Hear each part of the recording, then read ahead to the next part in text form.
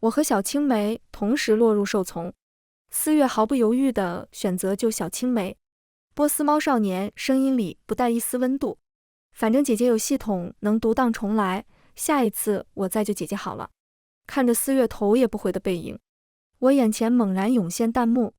太好了，攻略女终于下线，接下来女主宝宝闪亮登场。不是吧，小丑女配真以为照顾过男主就能让他选你吗？捂住流血不止的小腿，我气息微弱的呼叫系统，请问宿主是否确认更改下一次攻略目标？我颤抖着声线，确认。大家好，欢迎收看皮皮听书。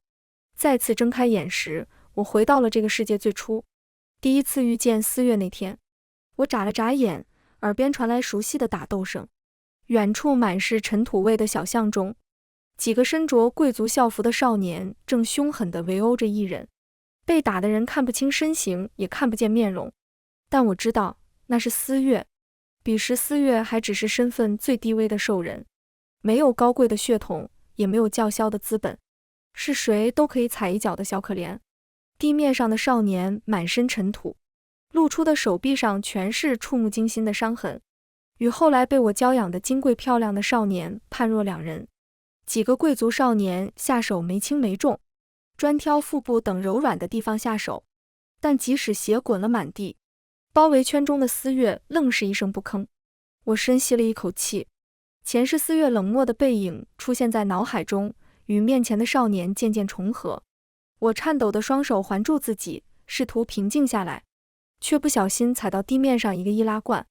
易拉罐发出滋啦一声，系统在我耳边着急的呼唤：宿主宿主，别分神，他们看过来了。我猛然抬眸，只见几个贵族少年齐刷刷的抬头，向我这边看过来。前世我急着保护思月，还没等熟悉环境就冲了上去，最后靠着赶来的保镖脱了困，但也和这几大家族结下了梁子。而这一世，虽然几个贵族少年看我的目光不善，不过还没有到撕破脸的地步。为首的少年走上前，目光扫过我的胸牌，咧嘴一笑：怎么，江大小姐打算美救英雄？蜷缩在地上的思月听到我的名字，猛然抬眸。我感受到少年灼热的视线，但并未有什么动作。现在的思月不值得我那么做了。我看向面前的贵族子弟，勾起一个得体的笑容。齐少说笑了。我扫过远处的思月，目光平静的仿佛在看一滩死水。一个低阶兽人而已，我还没有无聊到这个地步。远处的少年不可置信地睁大了眼，纤长的手指不自觉收拢，被砾石划破也浑然不觉。我的回答令齐萧然很满意，他收起敌意，做了个请的姿势。那么江大小姐慢走不走？还不等我做出回复，身后突然传出一声娇喝：不许你们欺负思月哥哥！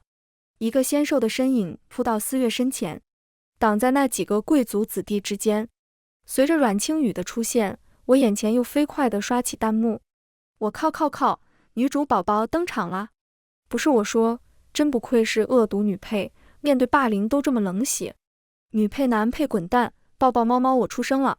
我被弹幕闪得有些头疼，但更头疼的是阮清雨张嘴就来：江然学姐，可以请你帮帮我们吗？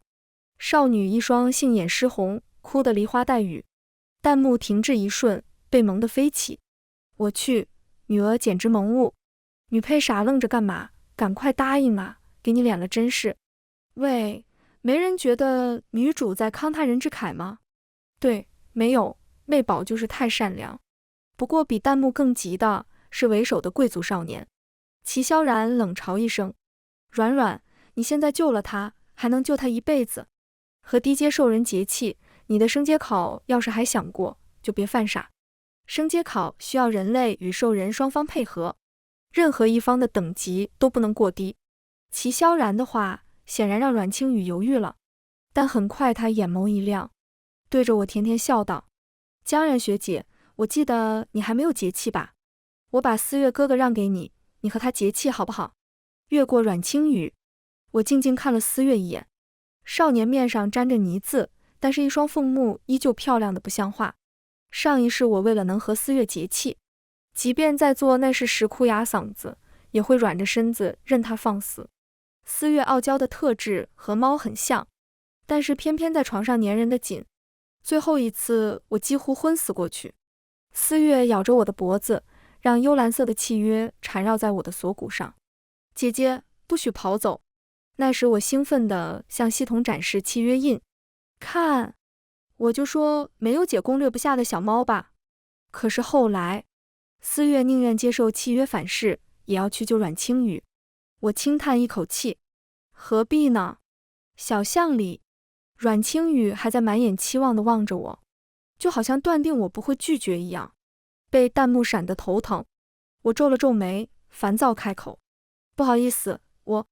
话语未落，思月却忽然凑近，少年指节分明的手指扯住我的裙角，波斯猫兽人独有的异色瞳里映出我的模样。姐姐，求你选我，我已经有节气的兽人了。两道声音碰撞到一起，弹幕和阮青雨都愣了，我也有些意外。男主在干嘛？我没看错吧？他求女配干嘛？别慌，男主肯定是假装和女配结气，利用女配的资源给妹宝升阶呢。颠公颠婆锁死，我没法分神注意弹幕，因为思月的手猛地锁住我的手腕。少年力气很大，一双凤目一眨不眨地盯着我。江然，你要和谁结气？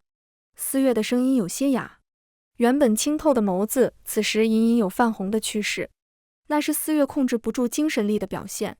从前只要他表现出一点不适，我马上会用精神力安抚，硬是把一只习惯忍痛的小猫养得娇气任性。但是那也是前世了，这一世从思月脱口而出我的名字，我就知道他也重来了。我深吸一口气，一根一根掰开思月的手指，看见思月的眼睛，一字一顿道：思月，我不要你了。这样说，听懂了吗？我话音刚落，阮青雨就慌乱地冲上来：江然姐姐，你不能这样欺负人的。她想去抓思月，拉着我的手，但是没成功。思月牢牢固住我的手，凤目赤红，一眨不眨。不可以，江然，你不可以有别的兽人。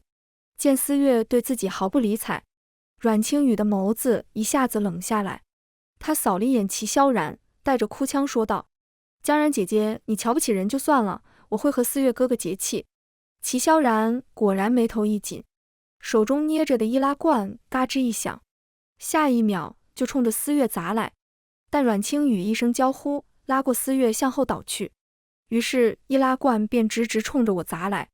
但是想象中的疼痛并没有到来，一双有力的大手搂住我的腰，将我带到怀中。身后传来一个沉沉的声音：抱歉，大小姐，我来迟了。我诧异地回头，只见寻找我的保镖们已经到了，而刚刚抱着我的来人收回了手，脸眸站在我面前。我在脑中搜寻了一遍，迟疑地叫出他的名字：沈池秋。我就读的这所贵族学校，不仅招收富家子弟，也收录成绩极其优异的特招生。就比如沈池秋，狼系兽人自从入校，就稳坐年级第一宝座，连前世一心扑在思月的我，对他的大名也知一二。面前的少年人很高，我需要仰着头才能看清。你也是我的保镖吗？察觉到我的注视，沈池秋微微低下头。勤工俭学。我后知后觉地哦了一声。挺好的，男人不要吃软饭。咔嗒，远处的思月冷着脸掰了一下手骨。齐萧然也没想到易拉罐会打到我，都是大家族教养出来，这种小把戏司空见惯。当时他看阮青雨的表情就不太好了，阮青雨有些慌乱地憋出泪光。对不起阿萧，我刚刚太害怕了。但狐系兽人越过他，径直走到我这。抱歉江然，晚些时候我会把赔礼送到江家。我点点头，转身走出小巷。在坐进车内的后一秒，我伸出手指，向着远处指了指：你上来。思月和沈池秋同时抬了头。前世在小巷第一次遇到思月，我也是这样坐在车里，对浑身是伤的少年发出邀请。虽然那时我还要走傲娇大小姐的人设，但是眼睛里的关切做不得假，所以即使高傲如思月，也一言不发地上了我的车。后来，我把思月养得跟贵族的小少爷没什么区别。曾经很多次，思月只要一生气，便会气呼呼撇下我，独自上车离开。但这次，我看着波斯猫少年近乎赤红的双眼，慢条斯理地吐出后面的话：“沈池秋，你上来。”被突然叫到名字，沈池秋明显一愣，线条利落的脸颊上罕见地出现一丝慌乱，但他很快掩盖好，没有丝毫扭捏，动作迅速地上了车。然后司机一脚油门，将阮清雨和思月留在原地，扬长而去。我懒懒地靠着座椅，目光扫到沈池秋染着薄红的耳尖。不是哥们，你脸红个泡泡茶壶。你们不觉得女配确实很漂亮吗？明媚大小姐这么看我，我也把持不住。无语，你们这群见色起意的人。对了，说到色，我满头问号，只能假装看不见越来越奇怪的弹幕，看着沈池秋越来越红的耳尖。我轻咳一声，没话找话道：“那个，你节气了吗？”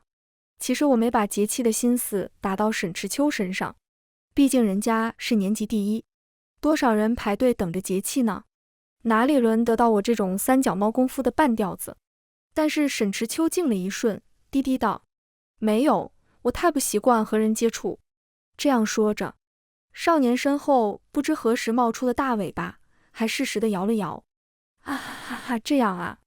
我尴尬地笑笑，怪不得人家耳朵红呢，合着讨厌和人接触呢。笑着笑着，我脑袋一抽，多习惯习惯就好了。之前我养的小猫也不亲近人。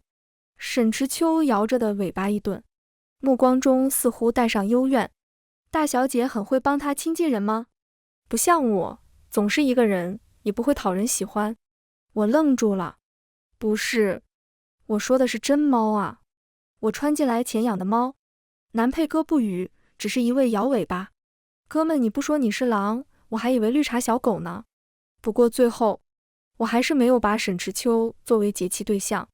回到家后，我敲了敲系统，宿主大大，由于您攻略信用良好，所以该世界宿主可以自主绑定攻略对象，完成本世界的攻略任务即可传送回现世。是的，这是我最后一个攻略世界，也是我停留时间最长的一个世界。每一次进入小世界，我都马不停蹄地做任务，赶进度，仿佛后面有拿着电击棒的黑白无常一样。直到在这个世界遇到思月，我第一次有了想停留一会的想法，因为少年化形时的样子和我在现世救下的小奶猫一模一样，只是小奶猫身体太弱，没能挺过第一个冬天。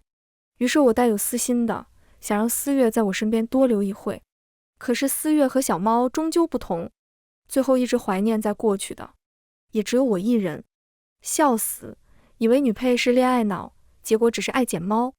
上面的别洗了，等我们男主觉醒等级，女配还不得找地方哭去。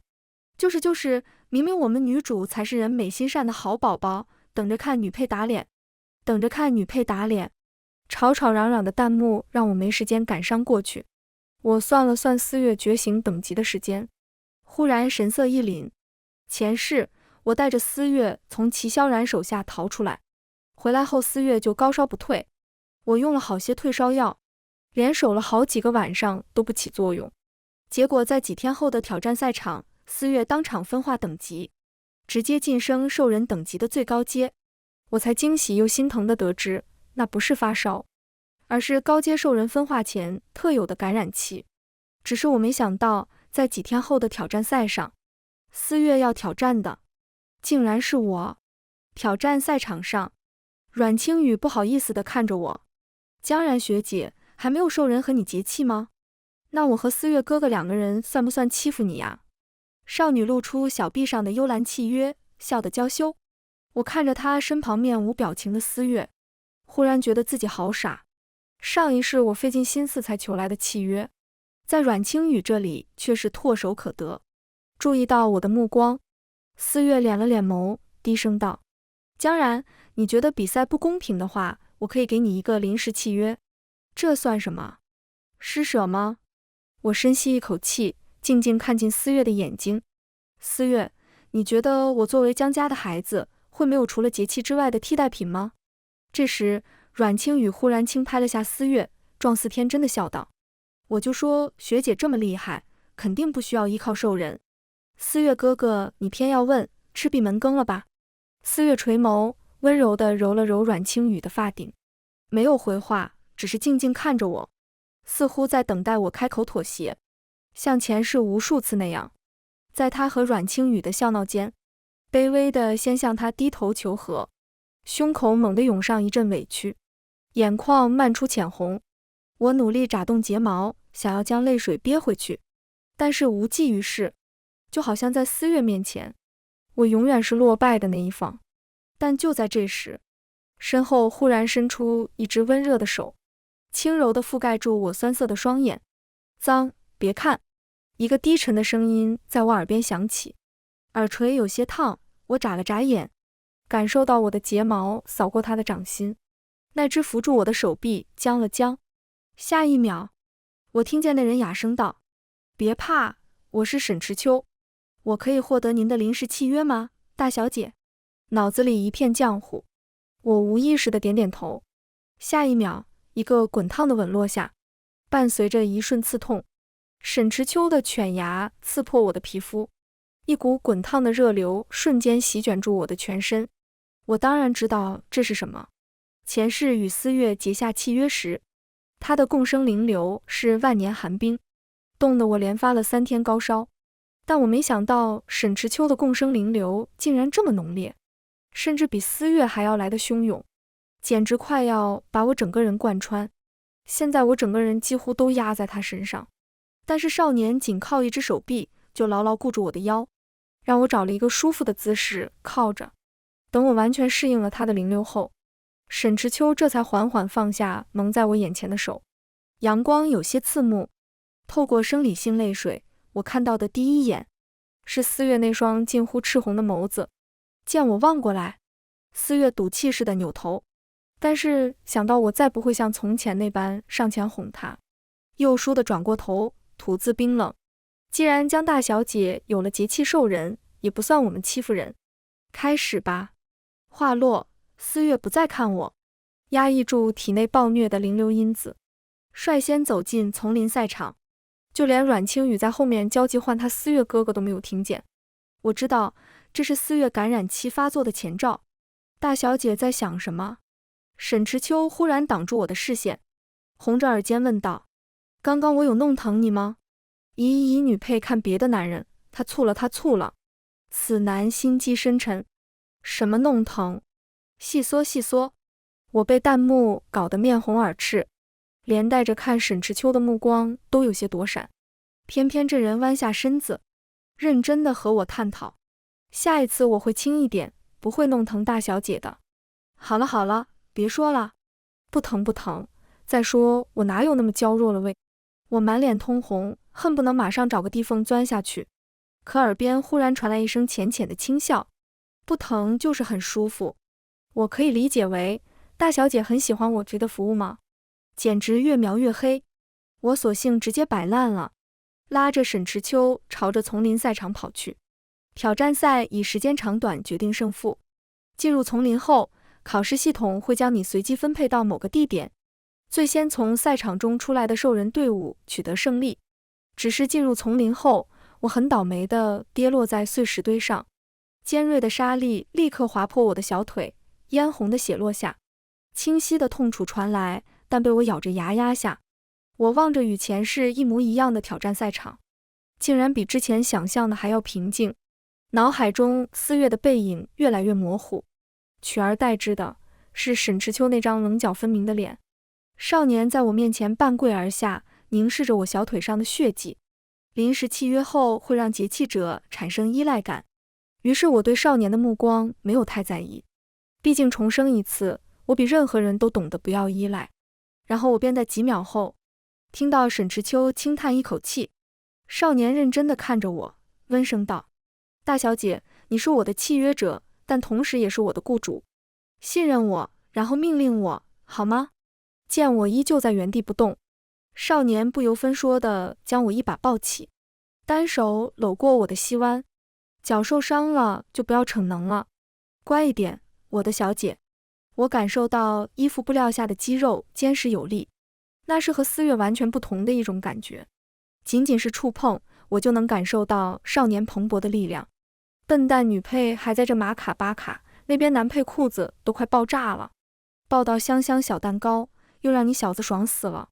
大小姐你就做吧，以后一做一个不吱声。感觉内容越来越刹不住，我努力忽视弹幕，看向沈池秋。我们要怎么走？你有头绪吗？沈池秋目视前方，声音有些哑。300米处左拐，那里有治伤的草药。我有些震惊，没想到他会优先选择给我止血，但是对于分秒必争的赛场来说，却是很不明智的做法。于是我轻轻摇晃着双腿，表达着不赞同。但少年另一只手很快将我的小腿箍住。沈池秋的嗓音又沉又哑：别乱动，就算我让他们1天，也能先出赛场。沈池秋很快抱着我走到草药处，但是没想到4月和阮青雨也在这里。4月第一时间注意到我小腿上的伤痕，波斯猫少年的异色眼同成一条竖线，紧紧盯着沈池秋，搂住我的双手。你对他做了什么？沈池秋完全无视4月的问话，将我小心地放到干净的草坪上后，就转身寻找草药。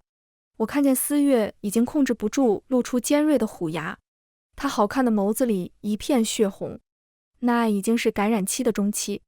此时兽人难以控制自己的攻击行为，我慌乱起来，顾不得腿上剧烈的疼痛，就飞速起身挡在沈池秋身前。下一秒，双目赤红的4月扑到我的身上，尖锐的利齿刺穿我的皮肤，视线渐渐模糊。失去意识的最后一刻，我看见了4月震惊的双眼。腥甜涌入口腔的那一瞬，4月愣住了。下一瞬，一股凌厉的掌风袭来，他被沈池秋狠狠灌到地上。高大健壮的少年动作格外小心地抱起昏迷的少女，在经过4月身边的时候，露出从未在我面前流露过的冰冷眼神。再用你肮脏的手碰它，我不介意帮你剁掉。再次醒来的时候，我身上盖着沈池秋的外套，睡在一个燃着火光的山洞中，身旁还有3男2女1行人。沈池秋小心地托起我的脑袋，让我能舒服地靠在他的胸口。这是路上遇到的参赛者，他们迷路了，我就擅自做主带上了他们。沈池秋小声与我说明情况，一脸怕我责备的样子，看得我扑哧一声笑了。真是乖宝宝。我顺手摸了把小狼耳朵，软乎乎的，还挺好摸。山洞里其他人见我醒来，也友好的打招呼，其中就有先前遇上的齐萧然。胡系兽人不好意思地冲我点点头。江大小姐，之前多有冒犯。我笑着摆手，与前世不同，这一次我没有因为4月和他们撕破脸，自然不会再陷入前世无人搭救的险境，反倒是沈池秋还帮我拿到了一个人情。夜风阵阵，我身后靠着的小狼却很温暖。就在我昏昏沉沉即将睡过去之际，我听到耳畔传来一声尖利的呼救：江然学姐，救我！我睁开眼，看到了浑身是血的阮青雨，女孩手臂大腿上全是血迹，就连脸颊上都有一道又长又深的疤痕。见我醒来，阮青雨含泪扑到我的面前：江然学姐，救救我！4月他发狂了，好可怕！闻言，齐萧然冷哼一声，看向阮青雨的眸子里带着戏谑：早就和你说过不要和低级兽人结气，现在好了，自作自受。胡系兽人丝毫没有出手的打算。阮青雨脸色一白，毕竟这里除了高阶兽人齐萧然，唯一能救他的，就只有和我结了临时契约的沈池秋。我当然知道4月为什么突然发狂，那是高阶兽人感染期的最后阶段，挨过这段时间才算真的分化成功。前世的4月在分化后期确实很狂躁，但是即使这样，他也没敢闹到我身上过，只是变得格外粘人。那段时间中，在挑战赛中，只要有敢靠近我的凶兽，4月便会毫不留情地扑咬撕碎，然后用没到沾血的脸颊乖巧地蹭我的手心。软的不像话。见我不说话，阮清雨心立刻凉了半截，眼泪啪嗒啪嗒往下掉，怎么也止不住，确实是被4月吓怕了的样子。我盯着他身上深一道浅一道的伤，轻叹了口气，别哭了，我没说不帮你，毕竟契约一场，我没打算真的放着4月不管，只是这怎么管，要我说了算。我打量着阮清雨手臂上的幽蓝契约，契约会在节气者违背时亮起，这伤确实是4月弄的没错，只是时间比上一世提前了很多。我沉思着，给阮清雨开出条件，我可以帮你安抚4月，但是我要你的。我凑近阮清雨，用我们2人才能听到的声音说出2个字。阮清雨颤巍巍的抬眸，不可置信地看着我。我说的不是什么稀罕物。阮清雨大概率以为我要和他抢4月，但我所要的只是回到现世的一样东西。这个荒谬的攻略世界，连同和4月在一起过的年岁，我全都不要了。沈池秋一直安静地听着我和阮清雨的交谈，直到我表露出要独自去找4月的想法，少年才皱眉拉住我的手。我和你一起。我摇摇头。狂躁期的4月很疯狂，我不想让沈池秋涉险，而且我和4月的账还需要我和他亲自算算，前世的账我也要一笔一笔讨回来。沈池秋一直送我到走出山洞，明亮的火光映在少年面容，照出他不加掩饰的担忧。我捏了捏他的手，笑着安慰，不用担心我啦，如果一会我很久都没出来，你把阮清雨绑了，4月肯定就会放我走的。我不由分说地将沈池秋推进山洞内，故作生气。你现在的任务是好好休息，等我出来以后带我回家，知道了吗？少年低低地嗯了一声，发丝蹭过我的额角。我等你，大小姐。沈池秋话落，我眼前跳动不止的弹幕忽然静止，仿佛被什么东西卡住，滑动得十分卡顿。我甩了甩脑袋，沿着阮清雨的来时路寻找过去，顺便敲了敲系统，想要兑换一些控制试剂，但是平时随叫随到的系统却突然掉线，任凭我怎么敲也敲不醒。我皱了皱眉，似乎有些不对劲。这时路已经走到尽头，前方是一片半人高的树丛。根据阮清雨说辞，4月就是在这后面咬伤他的。我停住步子，突然发生的一切让我有些犹豫，但这时身后忽然传来一股大力，将我狠狠推了进去。我仓皇扭头，看到了阮清雨扬起的嘴角。与此同时，眼前停滞的弹幕疯狂涌入。我天哪，我刚刚发了那么多不要进去，全给我屏蔽了。别进去啊，傻孩子，里面是 S 级宠兽啊，有去无回的。完啦，笨蛋大小姐为什么不让小狗跟上来呜呜啊？女主宝宝好聪明，终于不用再看纯比女配在面前晃了。青鱼宝宝干得好，爽，简直大女主行为。阮清雨的轻笑在我身后清晰传来。虽然不知道你刚刚和我说那些干嘛，但是你的出现让4月哥哥变得不一样了，我很不高兴哦。阮清雨随意抹掉自己脸上的血迹，大片血迹下的皮肤光洁白皙，没有一丝伤痕。但是没关系，除掉你，4月哥哥就会恢复正常。等到4月哥哥分化完毕，我就让你那只好狗来和你团聚。我心下一惊，沈池秋。但是不等我做出任何反应，树丛后蛰伏的虫兽猛地跃起，狠狠咬上我的腿骨，剧烈的痛感席卷全身。阮清雨的声音逐渐越来越远，我痛苦地蜷缩在地。为什么？为什么又是这样？到底哪里出了错？我好不甘心。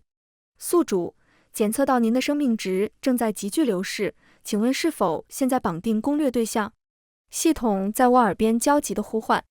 绑定对象后，能够有一次传送攻略对象的机会。只要我现在绑定沈池秋，他就会立刻出现在我身边。但是，我看着 S 级宠兽疯狂的双眼，即使是全盛时期的4月也难以抵挡。我不想在最后还成为沈池秋的拖累。他很好，是天之骄子，不能把命浪费在我这里。我死死咬着唇，颤抖着手指去点击取消键。就在我即将触碰到的一瞬，面前合拢的掩护丛林被人从外面猛地撕扯开。下一秒，沈池秋从天而降，幻化出尖锐的狼爪，轻易将 S 级虫兽挥倒在地。少年的手上满是猩红血迹，颤抖着双手，动作轻柔地将我拥入怀中。我艰难地睁开双眼，看到在沈池秋身后还跟着齐萧然他们一行人，而在齐萧然之后是浑身浴血的思月。波斯猫少年沉默地站在我面前，赤红的双眸已经恢复正常，他的眼下也出现了高阶兽人的身份标识。思月分化成功了，而在他的身旁，阮青雨眼眶通红，软着嗓音哭道：“思月哥哥，刚刚你分化时，我去找江学姐，我也不知道学姐为什么掉进这里了。呜，还好你们来得及时，不然我可要愧疚一辈子了。”我借着沈池秋的力艰难站起，扬手狠狠给了阮青雨一巴掌，用了10×10的力气，女孩直接被我扇倒在地。下一秒，不等思月开口，我又一巴掌狠狠扇在她的脸上，少年白皙的面颊立刻留下一道红印。思月静静站着，任我动手。如果你能出气，想怎样都行，我都满足你。但是青雨他与这件事无关。少年的嗓音波澜不惊，与前世一模一样。阮青雨无需辩驳，简简单单一个借口就能让思月信服。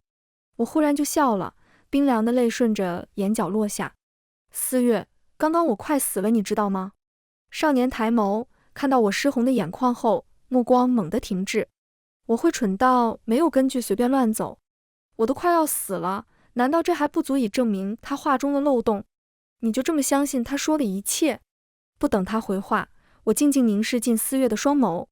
既然你说我要怎样都行，那你把灵气还给我，从此我的死活与你无关，我们两不相欠。思月，灵气便是我之前向阮青雨要的东西，但只要兽人重新缔结契约后，上一张灵气便会自动作废。不过这张灵气于我和思月而言，不仅仅是一份契约，而是我曾经对思月做出的承诺。前世我告诉过思月，只要灵气还在，我就会再回到现世时带她走。思月不敢置信地看着我，仿佛是不相信我真的决定放弃她。她想要上前触碰我，但被沈池秋凶狠地拦住。少年将我牢牢护在怀中，任我出完气后，才轻轻碰了碰我的伤口。被他碰到的地方疼痛有所缓解。与此同时，我脖颈处的节气咬痕迸发出灼烧的痛感。我猛然一惊，沈池秋在高强度损耗自己的灵力来为我疗伤，但我来不及阻止，身后忽然传来一阵狂暴的兽叫声，脚下的地面瞬间裂开条条缝隙。我脸色一白，前世的兽丛暴动竟然在这时候提前了，与前世既定的剧情一样，我与阮青雨再次落入兽丛。只不过前世我是为了思月最后1%的攻略度，而现在思月就谁，我毫不在意。那时我几乎天真的期待着思月从天而降，将我从撕咬中救出。但是直到系统的紧急提醒响起，我才恍然得知，我娇养宠溺的波斯猫兽人在一开始就头也不回地选择了他的小青梅，甚至连看我一眼都没有，真是残忍啊！我缓缓闭上眼，尽力忽视掉一会被抓咬的疼痛，但耳边却突然传来阮青雨不可置信的尖叫声：“思月哥哥！”我疑惑地睁开眼，下一秒，我就看到思月扔下兽丛中震惊的阮青雨，径直向我跑来。脖颈处契约印记灼烧感越来越明显，我感觉到身体中属于沈池秋的灵流几乎在血管中沸腾，我整个人都变得特别烫，望向远处的视线越来越模糊，模糊到我已经把思月的脸看成了沈池秋。沈池秋，不对，那就是沈池秋。我努力让视线变得清晰，只见狼人少年纵身一跃，没有丝毫犹豫地跳入兽丛，直接将自己送到了我的身边。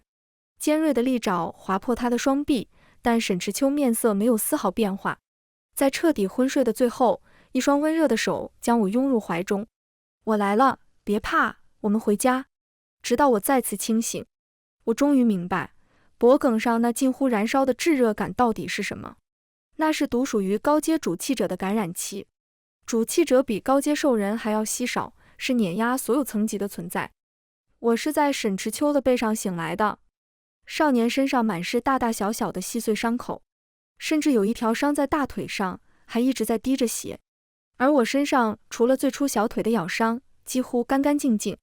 我慌乱地想要下来，但是沈池秋将我往上颠了颠，轻声道：“别动，你很轻，我背得动。”妈呀，他那是担心自己一撒手，大小姐又被人弄伤了。呜呜，我服了，一个大苦瓜，一个小苦瓜，够了我心疼。少年背着我走了很久很久，直到暗夜晨光微亮，我在迷蒙的睡梦中忽然听见沈池秋用极低的声音说道：“你的攻略对象可以选择我吗？”我怔愣地睁眼，背着我的沈池秋却未察觉。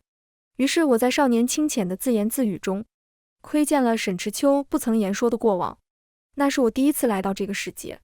小巷中传来剧烈的打斗声，我不加思索地冲向包围圈中的思月，而在一墙之隔的另一边，缩着同样被混混围堵的沈池秋。他偷听着陌生女孩害怕又勇敢的保护词，阴暗地汲取着力量。即使这份温暖如春光的爱意从未照亮过他，沈池秋也不知道自己是何时注意到他的。也许是校园中擦肩的一瞬，也许是排行榜上不经意的一瞥。反正等到他反应过来，这份独属于少年人的欢喜已经积了厚厚一层。女孩有自己的兽人，那是只养不熟的金贵波斯猫。对方可以对着女孩毫无顾忌的使性子，甚至强硬地将她扔在车下。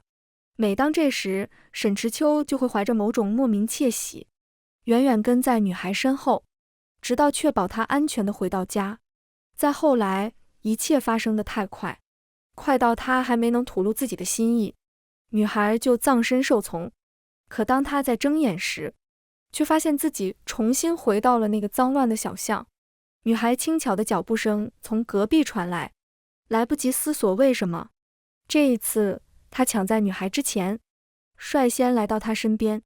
沈池秋，我低低地喊着她的名字，背着我的少年一僵，沉默着没有应声。于是我自顾自继续道：“刚刚你说的我全都听到了，但我不会选你做我的攻略对象。”身下的僵硬感更甚，我挣扎着从少年背上下来，认真地看着沈池秋的眼睛。攻略成功后，我就会彻底离开这个世界。我知道，即使再也见不到我了，你也愿意吗？沈池秋别过脸，低低地应了一声。只要你能去想去的地方，我没关系。哦，这样啊，但是我不会选你当攻略对象。我知道了。少年的声音又沉又哑，但他剩下的话却忽地停住，因为我扳过沈池秋的脸，垫脚轻柔地落下一个吻。我不攻略你，我爱你，我带你回我的世界，好吗？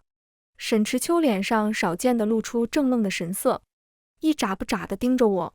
少年长长的睫毛颤了颤，刚想说些什么，余光扫见我身后的东西，眸光瞬间变得凌厉。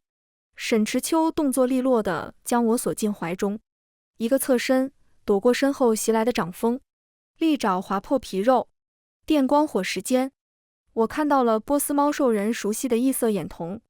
四月身上全是又深又重的伤，再加上被契约反噬的力量，几乎是全凭着意念找到这里。少年修剪得漂亮的指甲中全是血泥，狼狈又不堪。但是平时有洁癖的思月却毫不在意，少年的异色眼眸震惊地盯着我。江然，你是要带他走吗？我没有回答，而是先用灵力帮沈池秋治好了抓伤。这种外面没人要的流浪猫最脏。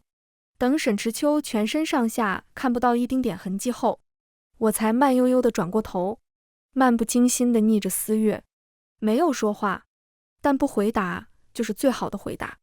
思月近乎崩溃，漂亮的面庞上是疯魔的痴狂。她颤抖地从随身空间中调出我给她的灵气。不可以，你可以不要我。江然，他没有灵气，你只能带我走。沈池秋闻言明显慌乱一瞬，但我笑着摸了摸小狼软乎乎的耳朵。安抚性地说道。我说过的，你乖乖等我，然后我们一起回家。而后，我俯视着波斯猫少年湿红的双眼，忽然轻笑一声，随后一抬手，灵气猛地爆发出刺眼光芒，湮灭成无数缥缈的灰烬。思月，我才是主气者，我选谁，灵气就是谁的。此刻，即使是高阶兽人的思月，在主气者压制性的力量面前，也不能反抗分毫。但思月即使双手被划得鲜血淋漓，也要咬牙一点一点向我爬来。江然，不可以，你没有完成攻略，系统不会让你走。少年一双眼瞳嗜血通红，却和我心心念念的那只小奶猫全然不同了。我轻叹了口气，思月，我是不是告诉过你，作为江家的孩子，我不缺兽人之外的替代品？那你又凭什么觉得我一个高级攻略者会被一次没选定的攻略对象困住？是的，这并不是我最后一次攻略，也不是最后一个小世界。早在来到这个世界之前，我就已经完成了重回现世所有攻略任务。之所以重来一次，只不是因为思月那双清亮的眼睛像极了我挂念的紧的小猫，而这次独当重来，也不过是我为思月和阮青雨量身定制的剧本。我这个人心眼很小，伤害过我的，我统统要还回去。不过也不算白来，不然这个笨蛋不知道又要自己等我多少年。我握住沈池秋的手，轻轻捏了捏。准备好了吗？一会可能会有点晕。沈池秋淡笑着拥住我。和你一起，去哪我都不怕。恭喜宿主完成全部攻略任务，是否选择现在传送回现实世界？我盯着面前的系统光幕，在思月碎裂的眼神中，点击了确认。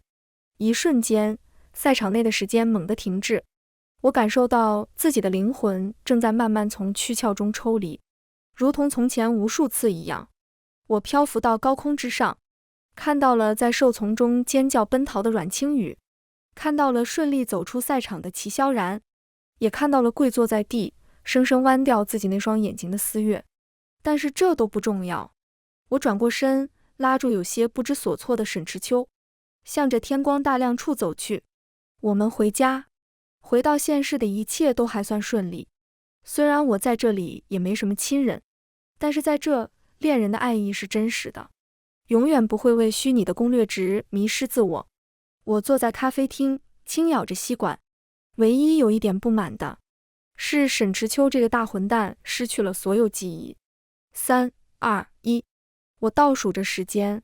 下一秒，身穿着黑色卫衣的沈池秋推门而入。